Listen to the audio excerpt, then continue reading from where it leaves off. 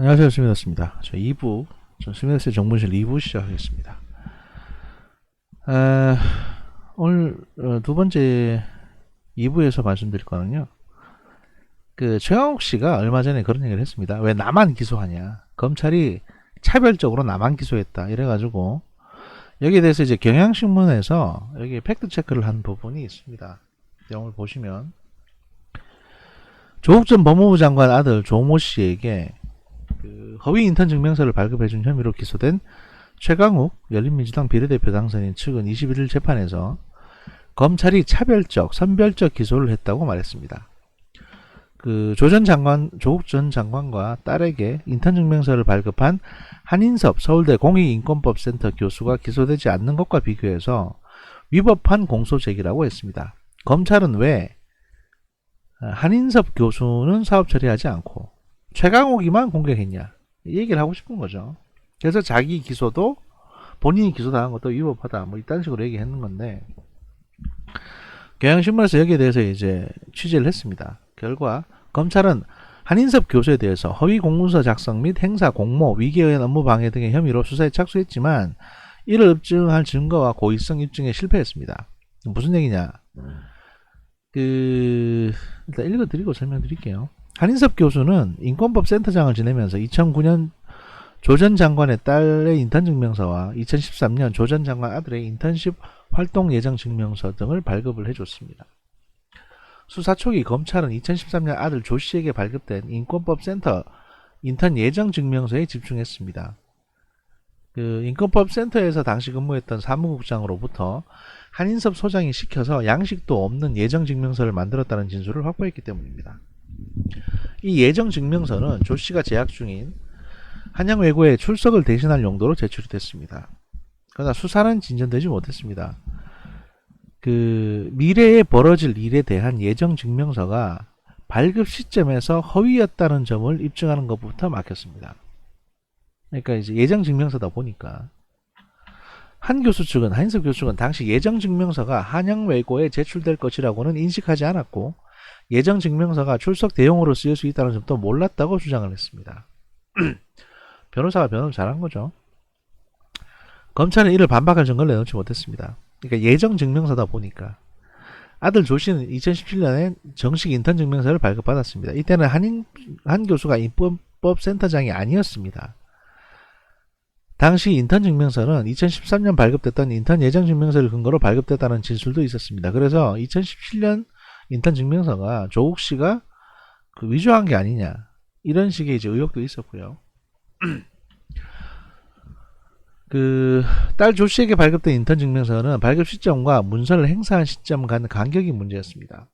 조 씨는 고등학생 시절이던 2009년 인권법센터에서 발급받은 인턴 증명서를 2013년 대학 입시에 활용했습니다.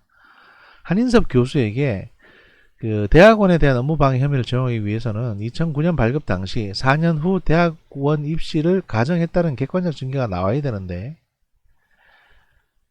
조 씨가 2010년 고려대 생명과학대학 입학에 인턴 증명서를 활용한 업무방해 부분은 공소시효가 만료돼서 형사책임을 물을 수 없게 된 겁니다. 그러니까 2010년에 고려대에 하는 거는 인턴 증명서를 낸 거는 목록이 나왔는데 이건 공소시효가 지나버렸고, 2013년에 대학원 입시에 활용한 거는 2009년 발급 당시에 4년 뒤에 낼 줄은 난 몰랐다, 또 나는 솔직히 기억이 없다, 이래버리니까 이거는 이제 한인섭 교수는 이렇게 해서 넘어간 거죠.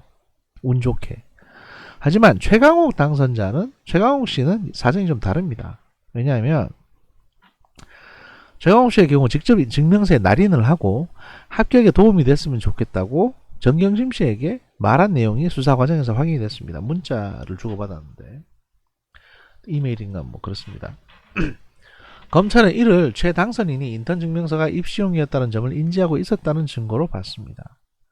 반면 최 당선인 측은 재판에서 실제 인턴 활동을 했기 때문에 업무 방해가 아니다라며 조국 아들 조 씨가 어느 학교에 지원하는지 몰랐다고 주장을 했습니다. 하지만 실제 인턴 활동을 한 거를 봤다는 목격자는 없고요.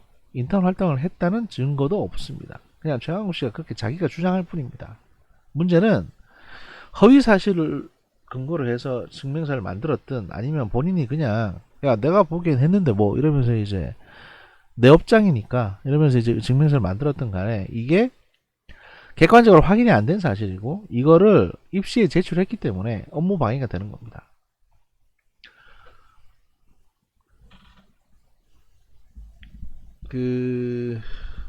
하지만 이제 검찰은 지난해 12월 조 전 장관과 최강욱 씨를 기소하면서 한인섭 교수는 재판에 기소를 하지 않았습니다. 4개월이 지난 지금까지 검찰은 한인섭 교수에게 공식적으로 불기소 처분 통지서를 보내진 않고 있습니다. 사실상 불기소 처분으로 여겨진다고 하지만 이건 아닙니다. 왜냐하면 불기소 처분 통지서를 안 보냈으니까. 한인섭 교수 측은 왜 아직도 불기소 처분 통지서를 보내지 않는지 이해할 수 없다라고 말했다고 하는데요. 제가 보기엔 검찰에서는 지금 기존의 재판이 진행되는 걸 보고 여기서 유의미한 증언이 나올 경우에 한인섭 교수도 기소할 수 있다라는 입장에서 지금 기다리고 있는 것 같습니다. 재판이 진행되는 상황은. 그러다 보면 뭔가 구체적인 증거나 증언이 나오지 않겠는가 이렇게 기대하고 있는 것 같고요. 아무튼 중요한 건 뭐다? 최강욱 씨 같은 경우는 기소할 만하니까 기소한 겁니다. 근데 본인은 계속 죄가 없다고 지금 주장하고 계시죠. 그리고 매일매일 주장을 할 때마다 매일매일 고소를 추가로 한 건씩 당하고 있습니다. 하여튼 뭐 그렇고요. 다음 뉴스는요. 이재명 지사가 미래통합당에 이제 직접 공격을 가했다는 겁니다. 국민에게 버림받은 이유를 아직도 모른다라며 이제 가겠다는 건데 이 내용을 좀 같이 보시면요. 조금 더 확대해가지고 미래통합당 김재원 국회 예산결산특별위원회 위원장이 4.15 총선 당시 내세운 공약을 뒤집고 재난지원금의 선별 지급을 주장해서 논란이 제기된 가운데 이재명 경기도지사가 이를 강하게 비판했다고 합니다. 이재명 지사는 21일 자신의 페이스북을 통해서 미래통합당이 선거 때는 전국민 50만원 지급을 주장하다가 선거가 끝나자 상위 30% 제외 주장을 들고 나왔다며 정치에서 가장 나쁜 행위는 주권자 기망이고 주권자 기망보다 더 나쁜 건 주권자 조롱이다 라고 주장을 했다고 합니다. 그러니까 사실 이거는 뭐 민주당을 욕하는 거기도 하죠. 민주당도 똑같이 이랬다 저랬다 했으니까. 이 지사는 본심이 없는 거짓말을 했더라도 거짓말이 남아 지키는 신용이라도 하는 것이 보통이라며 공당이 국민 기만을 넘어 선거 때 공론을 뒤집고 정부 여당 발목 잡기를 위해서 사과 한마디 없이 뻔뻔하게 상반된 주장하는 것은 국민 조롱이다라고 지적을 했다고 합니다. 근데 하지만 이제 요 앞에 본심에 없는 거짓말을 했더라도 거짓말이 남아 지키는 신용이라도 하는 것이 보통이다. 지금 제가 보기엔 더불어민주당이 이렇게 하고 있거든요. 그래서 이재명 지사가 과연 미래통합당을 욕한 거냐 아니면 본인이 소속되어 있는 더불어민주당을 욕한 거냐 여기에 대해서 지금 약간 의문이 있습니다. 그는 누군가의 말처럼 국민은 더불어민주당을 선택했다기보다 통합당을 버렸다며 통합당은 왜 국민에게 버림받았는지 여전히 깨닫지 못하고 국민을 선동에 휘둘리는 무지몽매한 존재로 취급하는 구습을 버리지 못하는 것이 안타깝다고 꼬집었다고 합니다. 뭐 페이스북에 이런저런 글 쓰실 수 있죠. 예. 그걸 기자가 보고 이제 작성을 하는 건데 이재명 지사는 이렇게 속이 불불 끓고 있다. 그리고 민주당이든 자한당이든 다 욕하고 싶다 지금. 왜냐면 본인의 미래가 지금 안 보이니까. 뭐 요렇게 요 정도로만 이해해 주시면 되겠습니다. 다음 노컷뉴스에서 나온 기사인데요. 이 기사는 제목이 뭐냐면 홍남기에게 어른거리는 윤석열의 그림자라는 것입니다. 예산 편성권을 쥐고 총선 민심 외면한 기재부 검찰권 남용 논란에 윤석열 검찰을 연상시킨다. 그러니까 홍남기 총리가 이제 국익을 위해서 기재부의 입장을 계속 강조하니까 제 양반도 윤석열처럼 말 안 듣네. 대통령 말 안 듣네. 뭐 이런 얘기를 지금 이런 얘기가 나오는 거죠. 네, 보시면 이제 지난 2일 서울 국회의원회관 코로나19 추경 편성과 관련해서 더불어민주당과 당정 협의를 하던 홍남기 경제부총리 겸 기재부 장관이 울컥했다고 합니다. 추가 경정예산 편성 계획을 설명하던 홍남기 부총리가 그 확진 환자도 꼭 이라며 울먹이자 민주당 옆자리 민주당 조정식 정책위 의장 등도 당황한 기색을 감추지 못했다고 합니다.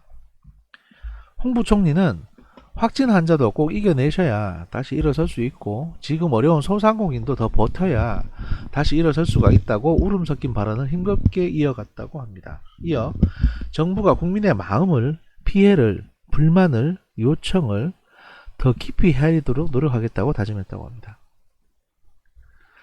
그 이후에 이제 코로나19의 전세계 확산 등 사태는 갈수록 악화됐고 민생 또한 위기 상황에 몰리자 지난 16일 긴급 재난지원금 지급을 위한 2차 추경안이 국회에 제출됐는데요. 그 국민의 마음과 피해, 불만, 요청을 더 깊이 헤아리겠다며 울먹이던 홍 부총리는 그러나 싸늘한 태도로 돌변해서 2차 추경 국회 처리를 사실상 지연시키고 있다고 합니다. 그 긴급 재난지원금 지급 기준 소득 하위 70%를 완강하게 고수하며 전 국민 지급을 추진하는 민주당에 맞서고 있는 것입니다. 홍 부총리는 무조건 재정을 아끼자는 것은 아니며 앞으로 더 어려운 상황에 대비해서 국채 발행 여력을 조금이라도 더 축적하는 게 필요하다고 항변했다고 합니다. 하지만 여당은 21대 총선에서 긴급재난지원금 전 국민 지급을 약속을 했고 국민의 열띤 지지를 얻어 기록적이고 역사적인 대승을 거뒀죠. 그런데 이제 홍 부총리는 총선을 통해 분명하게 확인된 민심을 거스른다. 국민과 한 약속을 지키려는 민주당의 발목을 잡고 있다는 거죠. 홍 부총리의 이런 이제 괴력 발휘는 이제는 전 세계가 인정하는 민주주의 국가 대한민국 헌법이 정부에 부여한 예산 편성권을 기재부가 틀어지고 있기에 가능합니다. 그 본질이 국민이 위임한 권한인 예산 편성권으로 민심에 그리고 이제 그 민심이 선택한 권력에 맞서는 홍 부총리의 모습은 노컷뉴스 기자가 보기에는 윤석열 검찰을 떠오르게 한다는 거죠.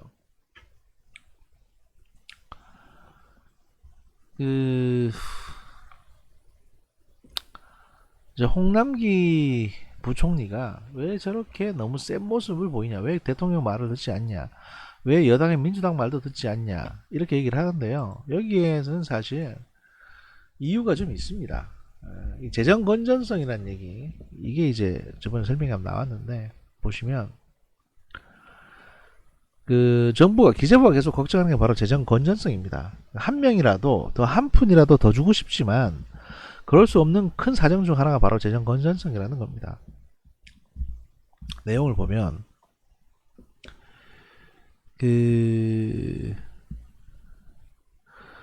이제 기재부가 반대하고 있는 가장 큰 이유는 바로 효과에 있는데요.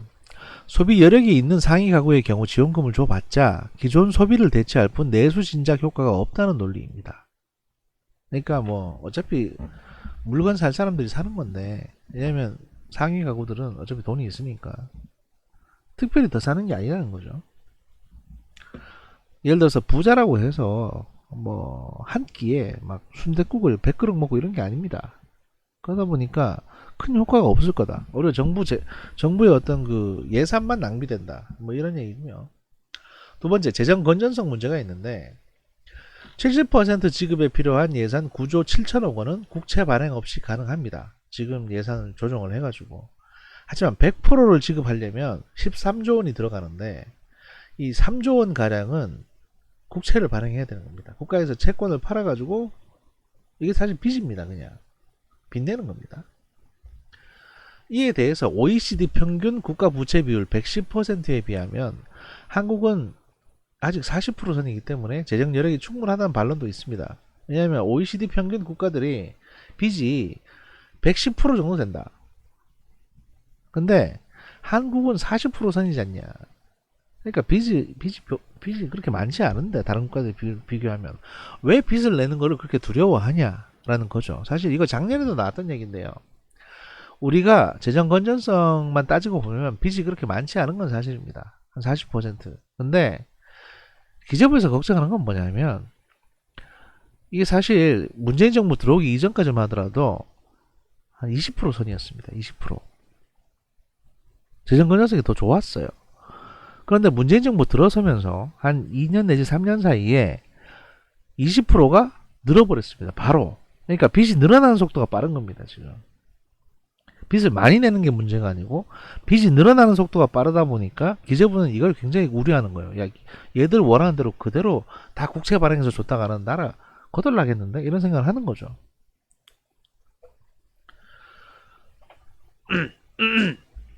전문가들은 역대급 위기 상황에서 재난지원금 말고도 정부가 할 일이 많다면 소모적인 기준 논란은 이제 매듭지어야 한다고도 지적합니다. 그 두 분의 전문가 얘기를 들어보면 아직도 정치인들이 상황의 심각성을 모르고 있는 것 같아서 안타깝다. 재난지원금이라고 하는 건 시급성이 우선이다. 이런 의견도 있고 또 한 분은 이제 정책적인 관심이 그쪽으로 쏠려서 사각지대 노인분들을 전혀 도움을 못 받는 상황이 지속되는 거 이게 오히려 더 큰 문제가 아닌가 싶다. 그러니까 재난지원금을 준다고 하더라도 이게 몇 푼 되지도 않고 또 진짜 큰 돈이 좀 필요한 데는 아예 안 가는 거죠. 돈이. 사실은 필요한 쪽에 선택적으로 집중적으로 줘야만 될 텐데 다 나눠주자. 자꾸 이거 가지고 싸우고 있다 보니까 그렇다는 겁니다. 이것도 좀 더 지켜봐야 되겠고요. 지금 뭐 나온 얘기는 이제 오늘 어제자로 나온 얘기는 뭐냐면 그 상위 30% 또는 이제 뭐 100%다 주겠다. 100%다 줄 텐데 그 기부를 할 수 있도록 또는 받는 거를 거절하게 되면 그만큼 세금을 깎아주는 걸로 하겠다. 이래가지고 이제 그 상위층에 그 기부 또는 수령 거부 이런 운동을 좀 하고 싶다. 그러니까 금모으기 운동 같은 거죠. 그런 거를 좀 시도하겠다는 건데요. 그걸 전제 조건으로 걸고 100% 주겠다. 그러면 이제 예를 들어 부자들은 아이고 뭐난 부자니까 저는 안 받을랍니다. 그럼 세금이나 좀 깎아주이소. 이러면 이제 세금 깎아준다는 얘기인데 이건 제가 보기엔 말이죠. 현 정부에 계시는 분들이 부자가 아니다 보니까 부자들의 마인드를 잘 모르시는 것 같아요. 부자가 왜 부자가 됐겠습니까? 악착같이 그런 자잘한 돈이라도 주워 담는 게 부자입니다. 그 양반들 절대로 거절 안 해요. 왜냐하면 당장 생각하기에 아니 그거 거절하면 그만큼 세금 깎아주는데 또는 그거 거절 100만원 안 받겠다 그러면 세금 15% 깎아줄 텐데 뭐 이런 얘기 세금 15만원 깎아주는데 또는 뭐 세금 15% 깎아주는데 이런 말씀 하시잖아요. 부자들은 세무사나 회계사들을 이용해서 충분히 합법적으로 탈세합니다. 그런 거 아니라도 세금 그거 깎을 수 있어요. 또는 자기가 안 내고 기업 법인 부담으로 돌리거나 또는 그거 저기 가라로 어디 기부 영수증 만들어 가지고 그렇게 세금 절세 받지. 돌았다고 나라에서 주는 돈 안 받고 뭐 세금 좀 덜 내겠다고 공식적으로 신청하겠습니까? 왜? 왜 그러는데요?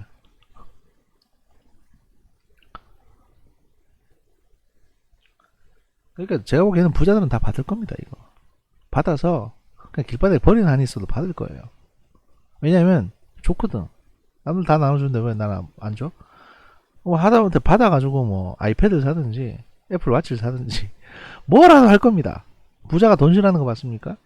오히려 이 문바들 문재인 지지자들 돈도 없고 가난하고 프리랜서인 양반들이 나라도 안 받고 대통령을 기쁘게 해드리겠다고 거지랄 떨겠죠.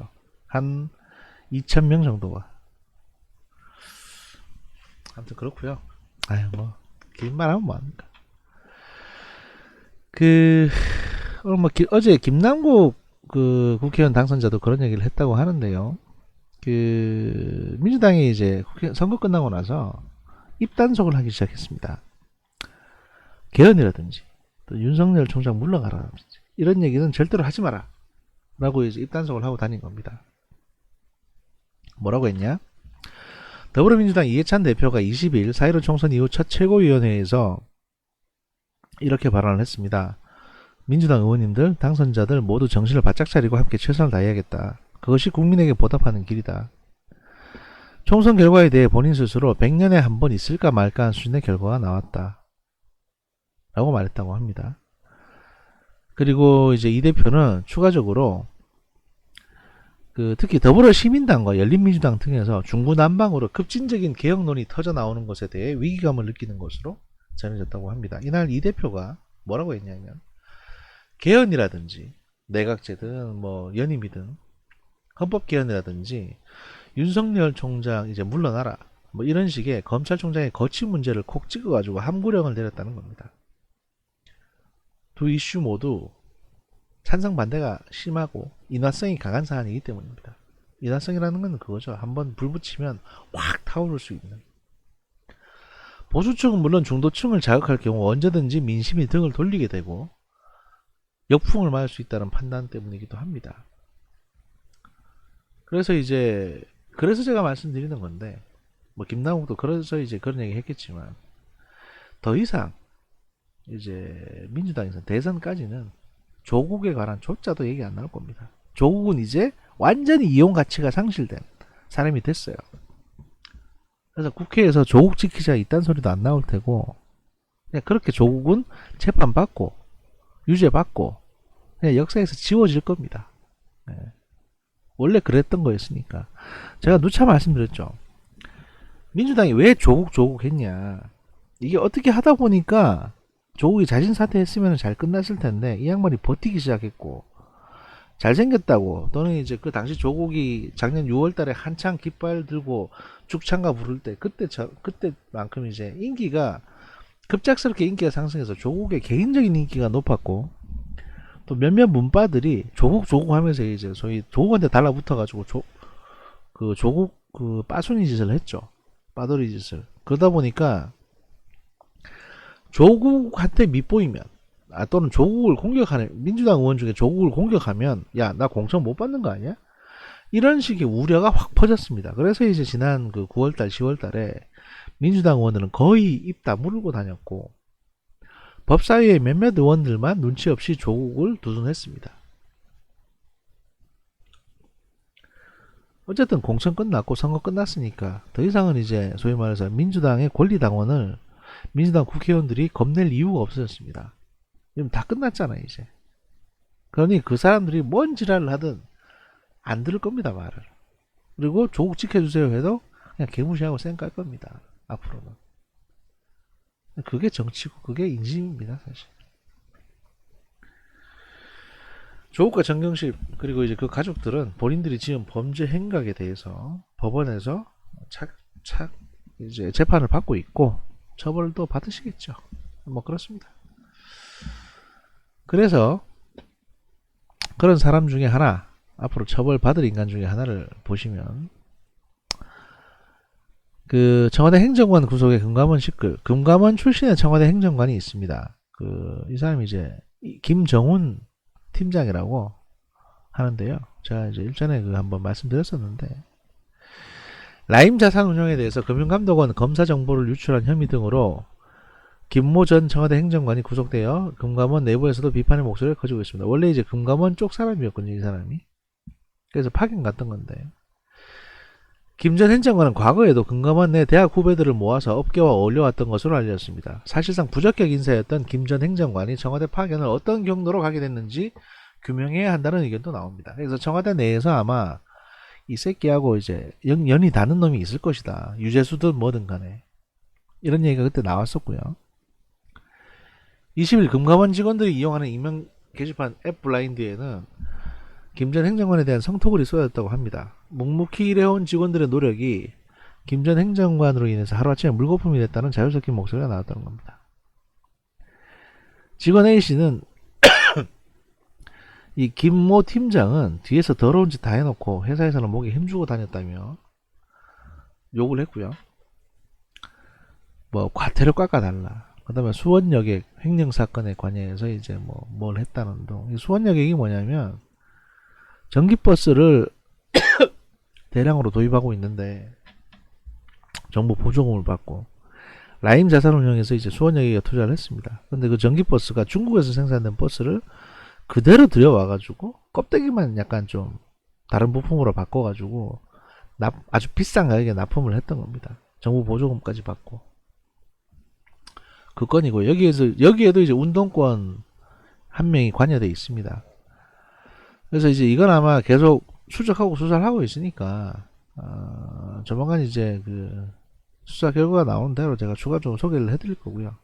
어쨌든 얘가 구속이 됐기 때문에 라임 관련 사건 수사는 좀 더 속도를 내고 있습니다. 그래서 검찰에서 아마 빠른 시간 내에 이거를 밝힐 수 있지 않을까 싶고요. 또 하나 4월 20일 날 나온 또 다른 기사인데요. 윤석열 검찰총장이 채널A와 이제 검사 유착 확인 X라는 보고를 받고 수사를 지시했다라는 겁니다. 내용을 보면 윤석열 검찰총장이 대검 인권부로부터 채널A 기자와 현직 검사장 간의 검언 유착 의혹을 확인할 수 없다는 중간 보고를 받고 정식 수사를 지시한 것으로 전해졌습니다. 그 대검 인권부는 이제 한 유튜버가 페이스북에 게재한 녹취록 전문과 아마 이제 유재일 씨가 이제 아마 그 페북에 녹취록 전문을 게재했거든요. 이건 말하는 모양입니다. MBC가 제출한 녹취록 일부를 근거로 검언 유착을 확인할 수 없다고 판단해서 윤석열 총장에게 보고했고요. 그 인권부는 MBC와 채널A로부터 녹취록과 녹취 파일 전문을 제공해줄 것을 요청했으나 거부당했고, 이에 따라 채널A와 유착됐다는 검사장이 누군지, 비위 혐의가 무엇인지도 공개된 녹취록만으로는 확인할 수 없다고 판단한 것으로 알려졌습니다. 현재 서울중앙지검 형사 1부가 이제 채널A 기자와 현직 검사장의 유착 의혹과 관련해서 대검찰청 인권부 자체 결과 보고서를 일부 이첩받고 사건은 검토 중입니다. 그러니까 윤석열 총장이 인권부에서 협조 요청을 했는데도 확인이 안 되면 그러면 중앙지검으로 넘겨서 정식으로 수사해. 그래서 강제 수사를 하도록. 강제 수사가 되면 영장을 발급받아 가지고 채널A나 MBC를 압수수색할 수 있거든요. 그렇게 하겠다는 거죠. 앞서 윤 총장은 서울중앙지검에서 언론사 관계자, 불쌍의 검찰 관계자의 인권 침해와 위법행위 유무를 심도 있게 조사하라고 지시한 바 있습니다. 그래서 이제 한동훈 검사장이 여기 관여되어 있는 건지 아니면 채널A 기자가 그냥 취재하려고 말 흘린 건지 MBC는 또 이걸 제대로 보고한 건지 보도한 건지 여기에 대해서 이제 강제 수사를 통해 가지고 탈탈 털어보겠다라는 겁니다. 이제 관여하시는 분들은 잣대셨고요. 뭐 어쩌겠습니까? 인생이 그렇지. 하여튼 그렇고요. 그 다음 기사는 이렇습니다. 뭐 코로나 그러니까 이거는 제가 소개해드렸는데 생각해보니까 이게 의미가 없을 것도 같아요. 왜냐하면 코로나발 충격 마주한다. 이번 주 주요 경제지표 발표라는 건데 당연히 충격이 크겠죠. 주가도 대폭락을 했는데 뭐 지금 좀 올라가고 있습니다만. 그래서 하지만 이제 펀더멘탈 자체가 든든하고 그 다음에 또 뭘까요? 소비 심리가 위축이 된 거지 실제로 뭐 사망자가 막 늘어나고 공장이 뭐 망하고 이런 건 아니거든요. 사람들이 많이 움직이고 돌아서고 하다 보면 이제 다시 소비 심리는 활성화되고 그렇게 되면 다시 이제 경제는 안정이 되고 주가도 올라갈 겁니다. 또 해외에 이제 빠져나갔던 자금들도 다시 들어올 겁니다. 왜냐면 걔들도 실탄이 필요하니까 일단 주식을 팔고 한국 쪽에 투자했던 자금들을 걷어갔던 건데 어떻게 될지 모르니까 지들도 버텨야 되니까 미국이나 유럽이나 기업들도. 근데 이제 좀 안정화가 되면 다시 들어오겠죠. 이만한 이 한국만큼 변동폭이 큰 주식시장이 따로 없으니까. 하여튼 뭐 그 정도 보고요. 제가 이건 추가적으로 얘기가 나오면 좀 해보겠습니다. 이인영 씨가 종부세 완화 방안을 찾아보겠다고 했다는데요. 어제 이 새끼 인간 아니요. 이 양반 얘기는 제가 별로 귀담아 듣지 않기 때문에 이거 그냥 넘어가고요. 일본 마스크 준다. 한국이 일본에 마스크 지원할 수도 있다는 거. 그 다음에 주한미국 감축 4개 안 요건 제가 다음번에 소개를 해드리고 지금 마지막으로 소개해드릴 거는 바로 이겁니다. 김정은이 북한군을 완전히 통제하고 있다. 4월 23일날 이거 오늘 새벽 6시에 나온 기사입니다.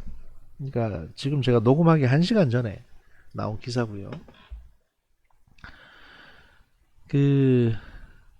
미국 합참의 제2인자인 이제 합참 차장이 이렇게 얘기를 했다고 합니다.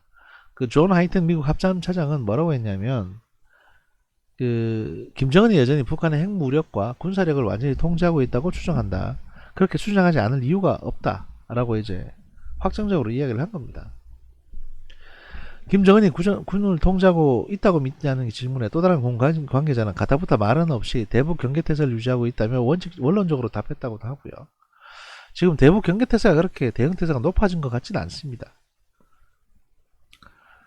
그 미국 북부사령관 같은 경우에도 김정은 건강이상설에 관련된 보도를 봤는데 우리 임무의 관점에서는 경계와 대응태세를 유지하고 있다. 그러니까 뭐 충분히 살펴보고 있으니까 너무 걱정하지 마시라. 하지만 지금으로선 큰 동향은 안 보인다. 라는 식의 이제 커미트가 되는 거죠. 그 제가 생각하기에는 그 지방에 있다고 하는 걸로 봐서는 뭐 그런 얘기도 있습니다. 뭐냐면 심근경색 비슷한 게 와가지고 이제 심장 쪽에 스텐트 수술을 했다는 얘기도 있고, 그 다음에 근데 저는 솔직히 그냥 코로나에 걸린 게 아닌가 싶기도 한데요.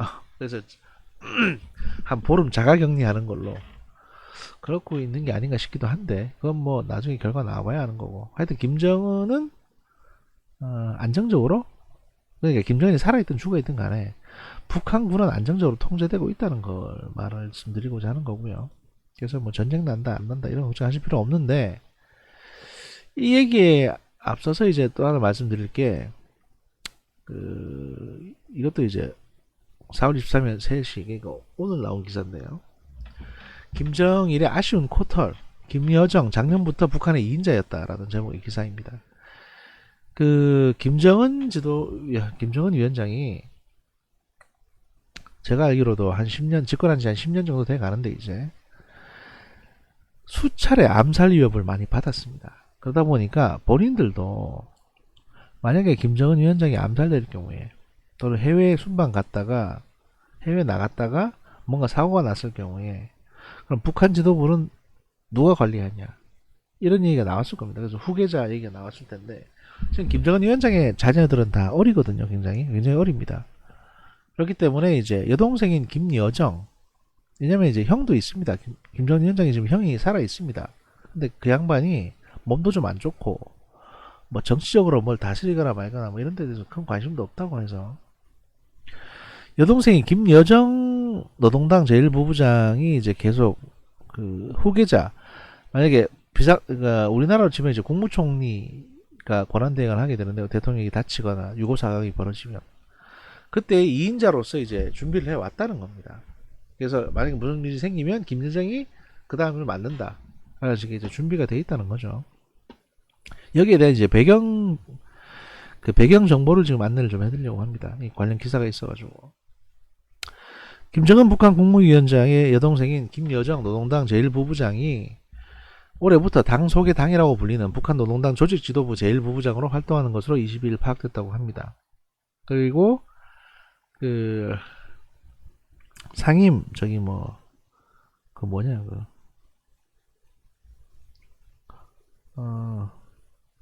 그건 제가 뒤에 다시 말씀드리겠습니다. 특히 이제 김 위원장이 11일째 공개 활동 모습을 보이지 않으면서 신변 이상설이 계속되는 가운데, 일각에서는 김 위원장의 후계자로 백두 혈통인 김 제1부부장이 김여정 씨가 거론되기까지 하는 상황이어서 주목이 된다고 합니다. 그렇죠. 상임 정치국 위원으로 또 됐다고 하고요. 김여정 씨가 정치국 위원 중에서 보통 후계자가 나오거든요. 정부 고위 당국자는 이날 여러 측면을 고려해 봤을 때 김여정은 현재 조직 지도부 제1부부장으로 활동하는 것으로 판단하고 있다고 밝혔다고 하고, 북한은 지난해 12월, 작년 12월 전원회의에서 김여정을 당 제1부부장으로 임명했다고 밝혔지만 구체적으로 그의 소속은 언급하지 않았다고 합니다. 이후 한미정보당국은 다각도로 김여정 제1부부장의 위상에 대한 추적을 진행을 했고, 최근 이를 기정사실로 판단하고 있습니다. 특히 북한은 지난 2월 말 이만건 조직지도부 부장을 해임한 후 공석으로 남겨놓고 있는데, 김여정 제1부부장이 사실상 이 조직지도부 부장 역할을 하는 게 아닌가라는 관측도 신빙성 있게 나오고 있다고 합니다. 이게 사실일 경우에 김여정 제1부부장이 실질적으로는 북한 내 권력 2인자 역할을 하고 있는 것이라고 합니다. 실제 김여정 씨는 올해 들어 두 차례에 걸쳐서 문재인 대통령과 도널드 트럼프 미국 대통령을 상대로 개인 명의 담화를 내는 이례적인 행보를 하고 있습니다. 이와 관련해서 이제 요미우리 신문은 이날 지난해 말에 노동당 중앙위원회 총회가 개최됐을 때 김 위원장이 사망 등으로 인해 통치할 수 없게 될 경우 권한을 모두 김 여정에게 집중시킨다는 내부 결정이 내려졌다고 보도했습니다. 요미우리는 김 여정이 체제 선전을 담당하는 당 선전선동부에 수록된 것으로 알려졌으나 연말 총회에서 인사권을 장악하고 있는 핵심 부서인 조직지도부 제1부부장에 취임했다는 관측이 나오고 있다고도 덧붙였습니다.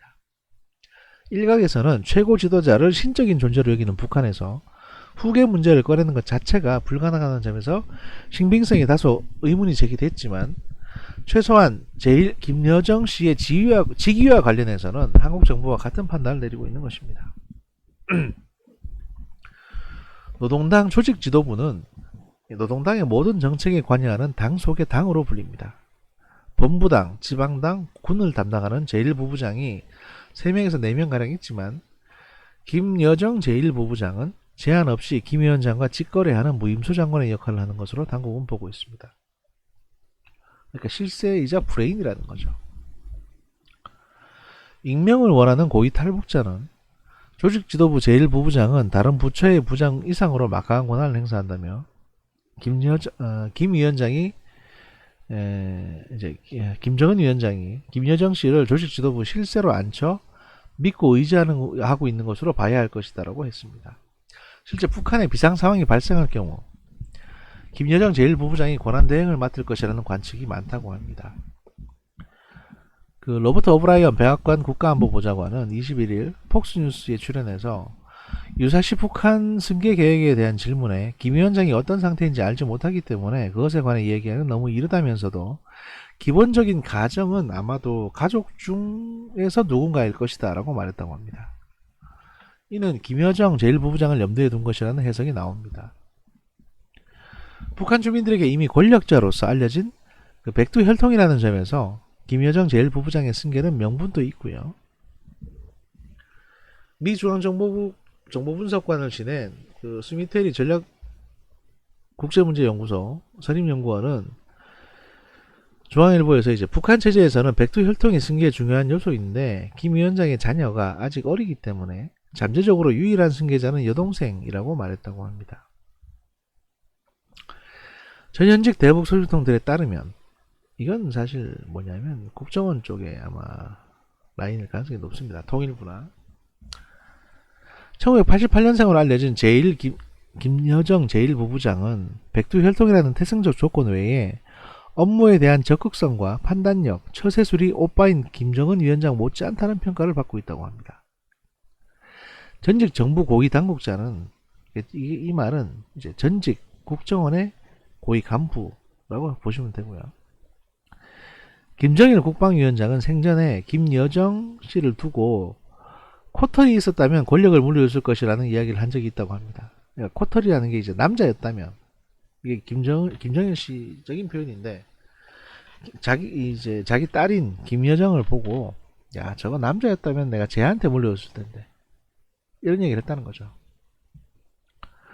남아선호 사상이 강한 북한에서 이 정도 평가라면 김정은 위원장 유고 시에 김여정 제1부부장 외에는 대안이 없을 것이라는 얘기도 있습니다. 그리고 지금 김여정 씨의 남편이 누구냐에 대해서도 아직 좀 의문이거든요. 아마 국정원에서는 알고 있을 텐데 또 일부에서는 뭐 최용해다 그러니까 시아버지가 최용해 집안하고 결혼했을 것이다 뭐 이런 얘기가 나오고는 있는데 아직까지 정확하게 확인된 바는 없습니다.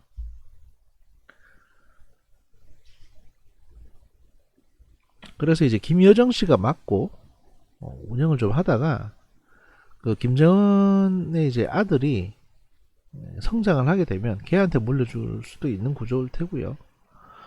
어쨌든 이제 독재국가에서는 뭐 공개적으로는 아니더라도 내부적으로는 만약에 지도자가 무슨 문제가 생겼을 경우에 거기에 대한 이제 다음 차기 후계 순위를 미리 고민해 놓는 게 사실 맞죠. 왜냐하면 단순하게 그냥 김정은 나이가 있으니까 그냥 벌써부터 뭐 후계야 이런 생각을 할 수도 있겠지만 제가 아는 한 김정은 위원장은 지금 한 4-5번의 암살 위기를 겪었고 크고 작은까지 다 합하면 수십 번의 암살 위기가 있었다고 합니다. 근데 그 정도로 노출되다 보면 이제는 생각을 안 할 수가 없는 거예요. 만약에 내가 이러다가 진짜 암살 당하면 그 다음번에는 여동생에게 맡겨야겠다. 그래서 이제 시스템을 그렇게 만들어 놓는 거죠.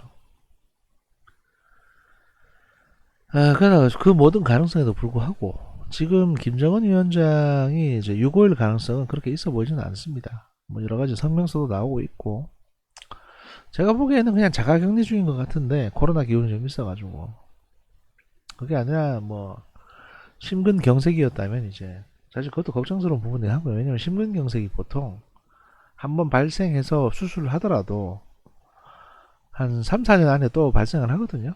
그러니까 단시간에 너무 급작스럽게 살을 찌우는 바람에 좀 문제가 된 것 같은데, 뭐 이제 핵무기도 가지고 있는 나라고 여러 가지를 고려했을 때 갑자기 죽어서 남한의 어떤 안보에 위협이 되는 그런 일은 없었으면 싶습니다. 예. 그 정도 선에서 말씀드릴게요. 그냥 어제 2분 여기까지 하고요. 뭐 기회가 닿으면 3부를 만들어서 올리든가 하겠습니다. 오늘도 감사합니다. 들어주셔서 고맙습니다.